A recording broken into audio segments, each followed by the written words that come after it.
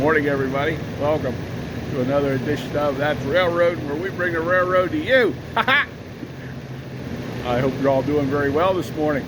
It's December 20th, 2023, and we're here in our car locomotive shop. I got a car behind us there that we're working on.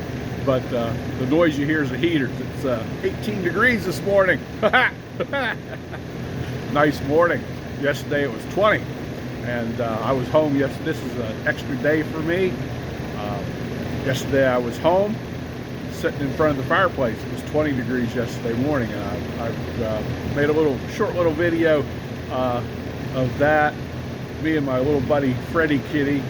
He was laying on the floor in front of the fireplace, staying warm, and I was sitting in my easy chair, drinking a cup of coffee, staying warm yesterday morning. But anyway, that video is on my second channel. If you don't know, I have a second channel where I put there's some more railroad stuff on there and some other stuff that I get into when I'm not working. Anyway, if you want to check that out, there's a link in the description, so you can go over there after you watch this video. Today we're going to do a track inspection. Cold weather track inspection. I'm going to show you a little bit about what I look for in cold weather. Normally, the Code of Federal Regulations, we have Class 2 track here with 25 mile an hour track speed for the trains. The Code of Federal Regulations requires me to make a once weekly track inspection for Class 2 track. The higher the class of track, the more often the Code of Federal Regulations requires track inspections to be made. However, in cold weather, I'd like to come out on sometime in the middle of the week. I work a weekend schedule, Friday, Saturday, Sunday. I like to come out, today is Wednesday, so that's kind of like in the middle of the week. And when it gets cold, then we want to check the track out a little bit more often. So no problem at all with going over and above what the Code of Federal Regulations require. So, okay, we're going to go get our truck warmed up here this morning. Train's at the mine loading right now. All right. We're going to go over here and get my truck warmed up. A little frosty this morning, but I wanted to tell you there are, I don't know how warm it's going to get. I think it's going to get up about 40 today. I like it when it gets cold and stays cold in the winter. Everything freezes in place on your track, and the train operators like it when everything's frozen in place. The mud spots don't pump. What's hard on track in the winter is, is the freeze-thaw cycle. So yeah, we got a little frost here. We'll get this guy warmed up and head up the road. All right. Okay, get this started up, and we will be back with more. We'll ride some track here in just a little bit. All righty. Well, we about got her warmed up. Ha! Anyway, wanted to, it's getting there. I got to go over and get my batteries there for my impact wrench. I've got a battery operated impact wrench, and it's really nice that I can take that out.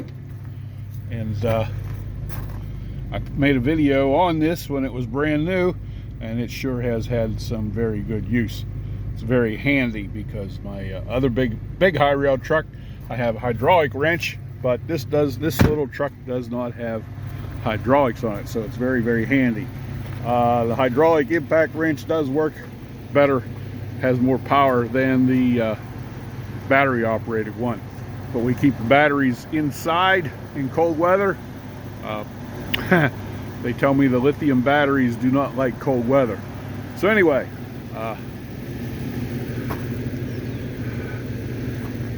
there's a draft gear for a locomotive.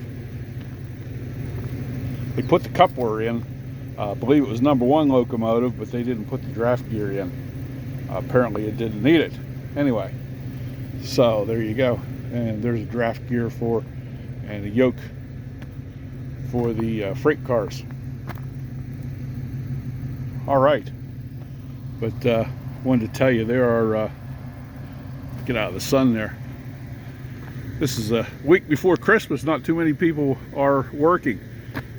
Actually, I'm the only one that's working an extra day, and they have dockmen off over the hill, so nobody wants to work around Christmas time anyway.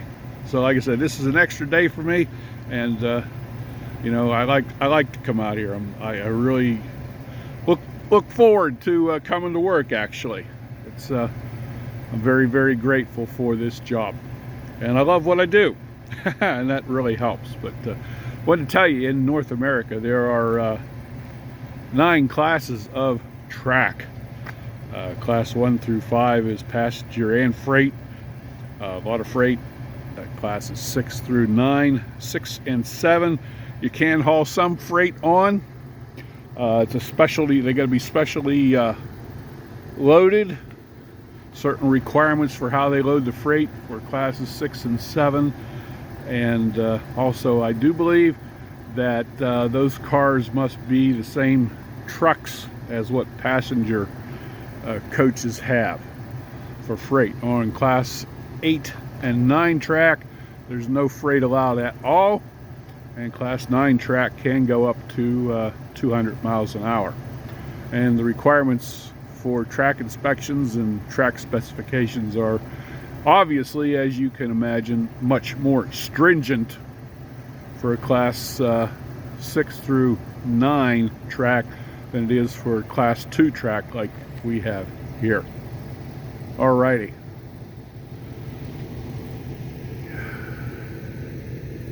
Ain't gonna do no tamping today.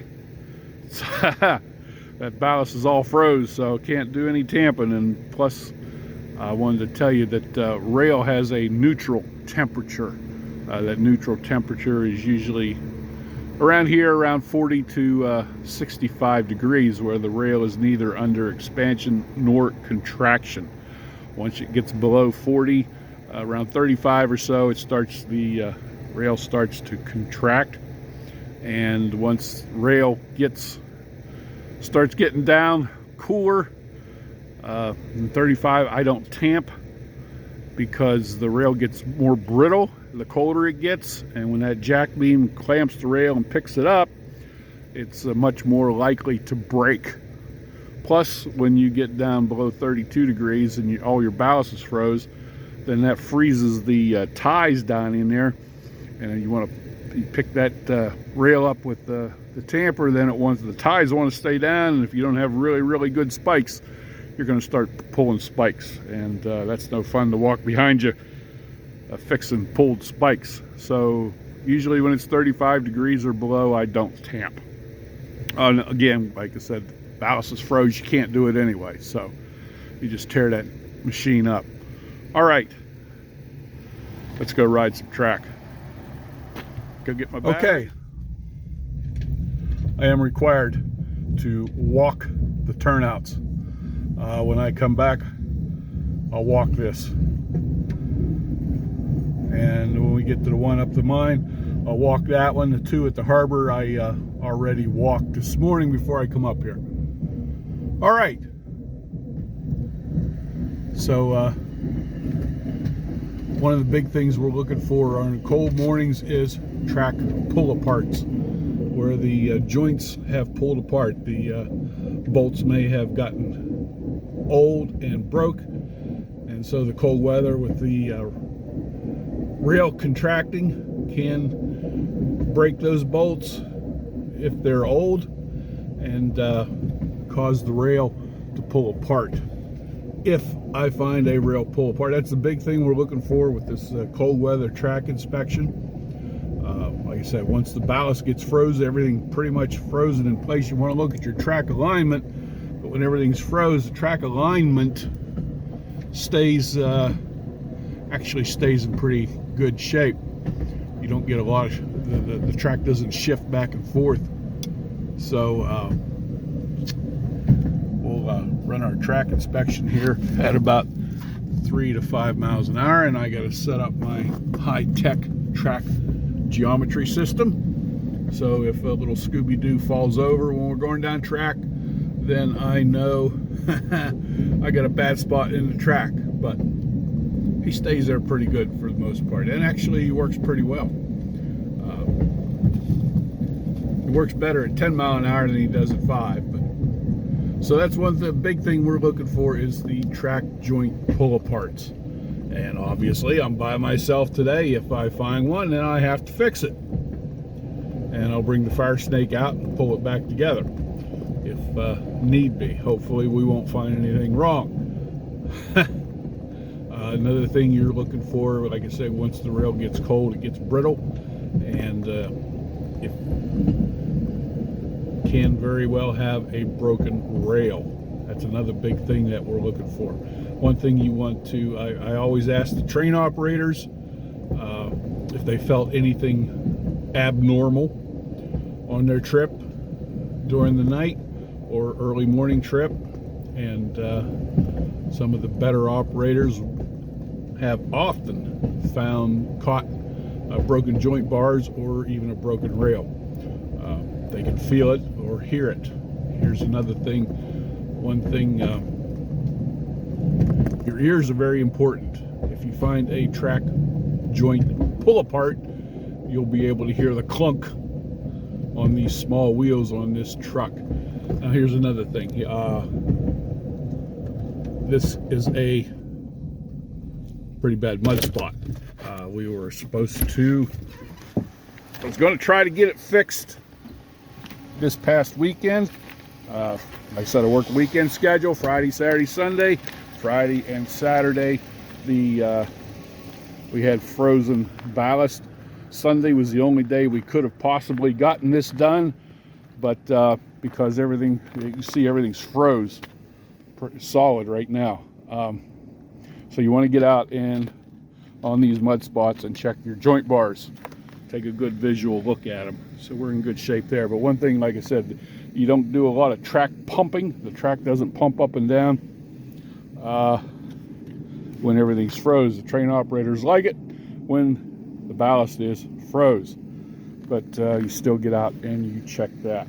Like I said, and they ran trains all day Sunday, so I was unable to get a ballast car, so I couldn't get this done.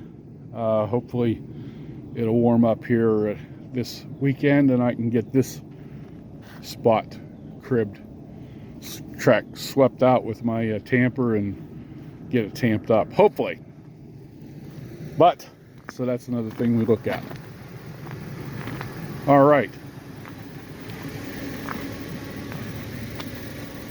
we'll get back in the truck here and head back up track.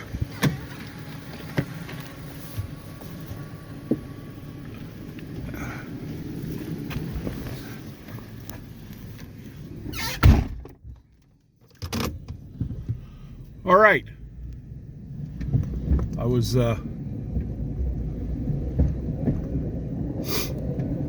very fortunate there last year to meet with our new owner, Mr. Justin Thompson, and at the time I met with him, a very nice gentleman, a very dedicated gentleman, and you know, he wants to make this a world-class operation like it used to be. He took over a sinking ship from our last company who didn't spend any money at all on maintenance.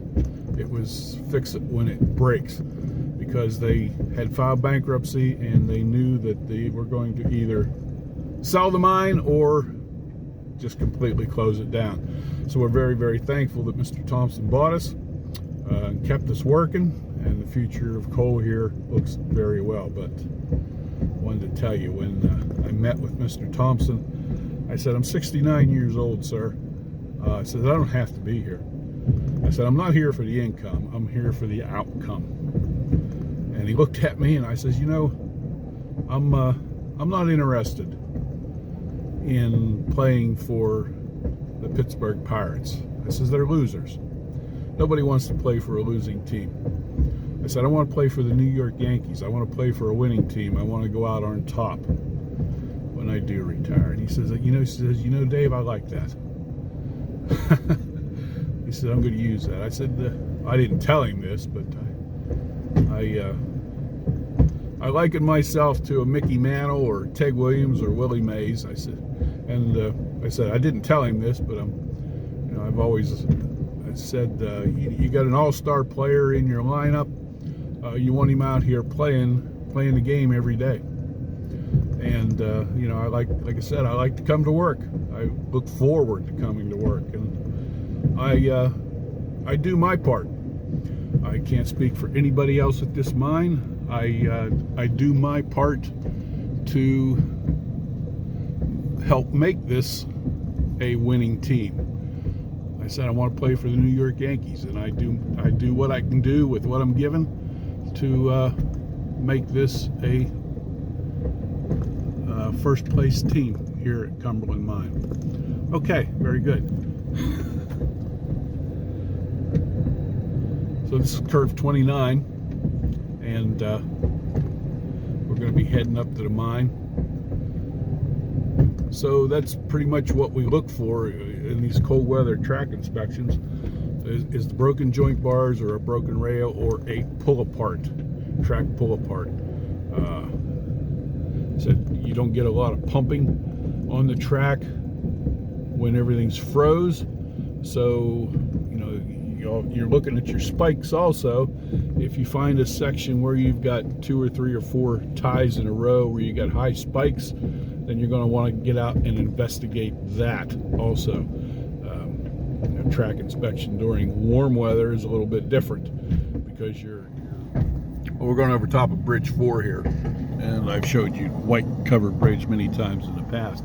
But anyway, one thing about the bridges, they get air coming up from underneath these open deck bridges.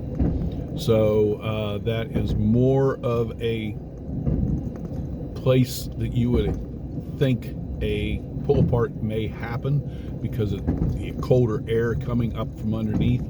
So you want to pay attention. And for our track, it seems like the west end of the bridges, like we are on now, seem to have more problems than the east end of the bridges over the years. Why, I'm not exactly sure. Just the way our rail is and the loads, the way we have unidirectional loads only going one way, the way our rail moves, that's just the way it is. The west end and the west end approaches, bridge approaches, always have more problems. It's very, very seldom that we ever have a problem with the east end of the bridges. Okay, interesting. Here's another thing that we do look for is obviously missing bolts in the track joints, or if a bolt's broken or a washer's broken or something like that. When I'm by myself, what I usually do is run the track one way, because you can see the bolts really well on the left rail and the inside bolts on the right rail, and then I'll turn around and come back, and I'll be able to see the outside bolts, the ends of the bolts, a lot better than I can't see the outside of the bolts heading this way on the rail over on that side.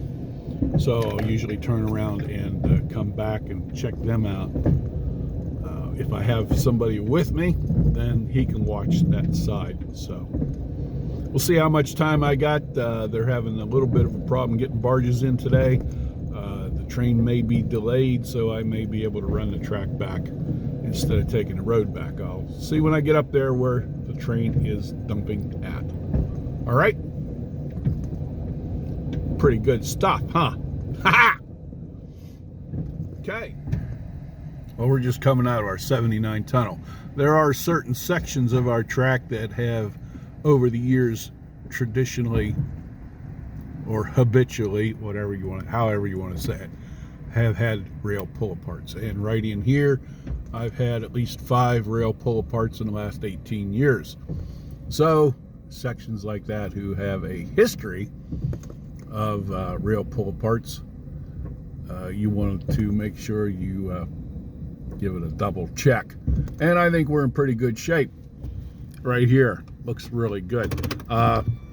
We had one pull apart here 2 years ago, It was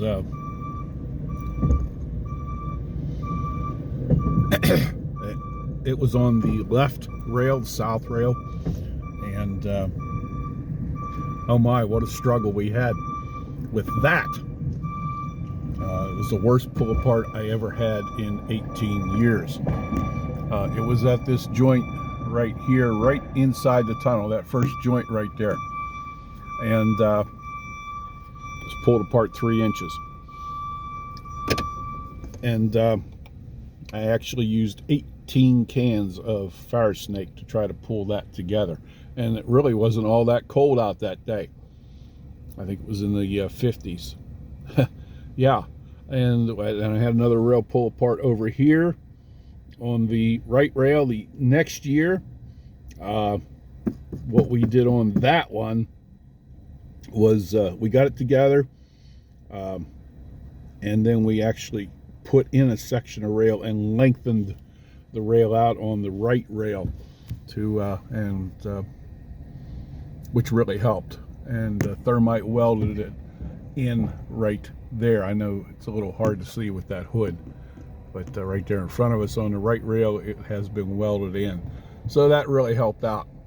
But again, you know, when you know that you've had problems in the past over a certain section, then you want to make very sure. And we've put a lot of new bolts in this section this past year. We've done an awful lot of bolt work. My buddy and I, we put in since the summer over 2 pallets of bolts, new bolts, replaced old bolts and ones that were missing and stuff. So we've got actually going into this winter, we've got probably one of the best bolt situations that we've had for some time now. So that helps. All right. Well, we had a tree fall there. That's been a couple months ago anyway. Part of it came up on the track up here, and the train hit it. No big deal. Wasn't very thick up here, but came down and cut that part off and threw the branches down over the hill. But anyways, here's something I wanted to show you.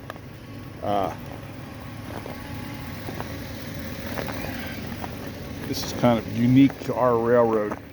See this, all this black stuff on the rail? That's not a rail defect, and it's they spray the cars up here when it gets cold with a side release agent, and I'm not sure exactly what the chemical composition of that side release agent is, but it leaks out of the cars when they're coming down the track, and that's why this black coloring is on the rails, and it spreads out for several miles actually. But we sprayed cars here for a long time, since probably the late 1990s. We sprayed cars, and they finally, about 4 years ago, they moved the spray up here to the prep plant. Prep plant's right around the curve up there. So this gets a lot of the black coloring. Here's another thing: when you do cold weather track inspections, when you get a lot of snow up to you get a lot of snow, first you can't see your spikes, and really hard to see your spikes here with the snow on. It's almost impossible. So that's something you can't look for. But you know, when the snow gets high, you can't see your joint bars or your bolts either. That's just the way it is. About all you can see when the snow gets up to the top of the rail is the top of the rail. That's about all you can see. So we have gone out with the regulator in the past and plowed the snow out when it's got really thick. You can broom it off after you plow it too, and that'll help. But that's all you can do when you get a lot of snow, is see the tops of the rails. And again, what you can hear a joint pull apart, but with your little wheels on the truck. But and you can see the joint pull apart too on top of the rail if it's wide enough. But so that's another thing that cold weather does. You can't see your bolts. So anyway, so far we're doing really good.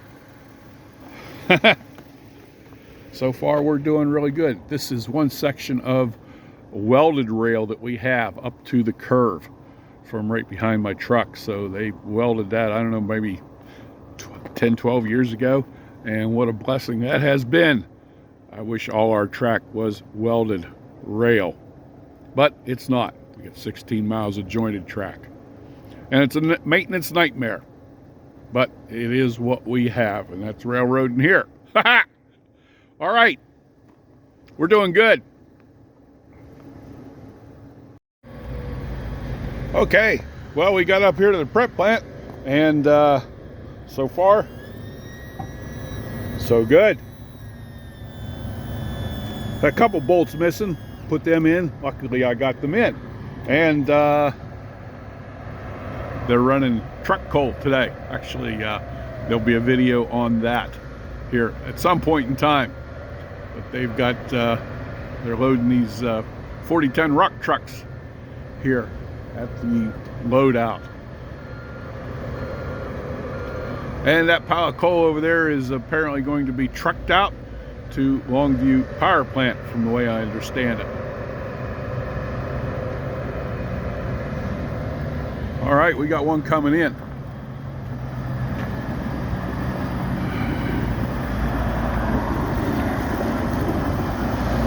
That says 43 ton.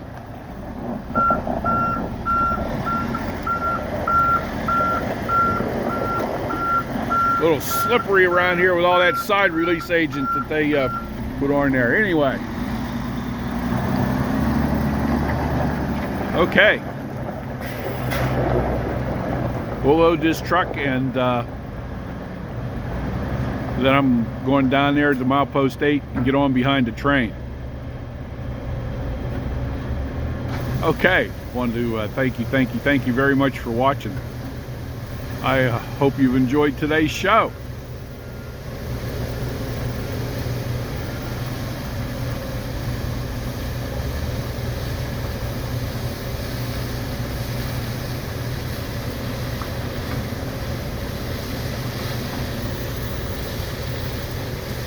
Hasn't warmed up a whole lot yet today.